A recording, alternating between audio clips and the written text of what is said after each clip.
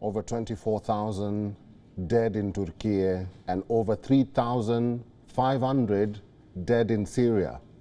Our correspondent Gadi Francis is now joining us live from Aleppo in Syria, which is one of the 4 provinces that has been declared a disaster zone.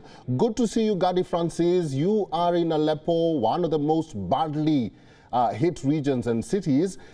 Give us a perspective of what is happening around you. Right now I'm standing in front of a building that was totally demolished. Almost everyone died. Some survivors were pulled out from here from the rubble. In Aleppo, over 50 buildings were totally destroyed because of the earthquake. Many people displaced, many injured. The actual governmental official number is 450 deaths, but many people have still not been registered. So the number is way more as per everyone that is witnessing in the city. I just commenced the tour. It is very dire. It is very sad. Many people have lost their homes. Every street in Aleppo has been affected in a way or the other. Now it is still ongoing. The operation of lifting the rubble is still ongoing, but not in this building. In other buildings, and during our tour today, we will try to show everyone via WION the real picture from inside Aleppo. Aleppo is indeed one of the worst hit provinces and cities. It is actually the second biggest city of Syria, Eric. Right. Basically, it was destroyed and really harmed during the war. It had very big conflict inside the city, and it was just starting to breathe when this earthquake hit. So the destruction, even some places were reconstructed after the war, and this time also were destroyed because of the earthquake. Right now, this is exactly this building. Everyone can see some videos from when people were coming out, children, families.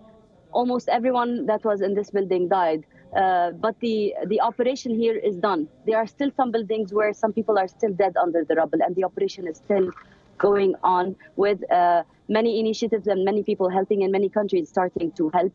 Just last night, the Indian aircraft arrived in Damascus, and other nations are pitching in and helping as much as they can also. Gadi Francis, I know you said that you've just arrived in Aleppo and you will take your time to assess the area and the situation there. But on your way to Aleppo, you did stop in Hama. What is the biggest challenge being faced by the Syrian government, the rescue team, and the people in Hama or in Syria as a whole? Yes.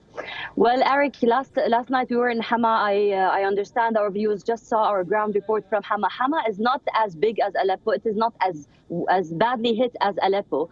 Aleppo is one of the worst hit, and also some parts of Latakia, Jable, which will be our next destination after checking out the zone here. The biggest challenge, actually, Eric, is making new homes for these 5 million displaced people. This is what everyone is saying. The reconstruction actually is the biggest challenge for Syrians now, and also the ongoing operation of lifting the rubble and cleaning everything and burying the dead and registering the families, because unfortunately it is very sad, but some whole entire families were lost and there are no records of that, or no one that came and recorded that. So the operation is really complicated. It is still ongoing, and the challenge is to make new homes for the 5 million people that lost theirs.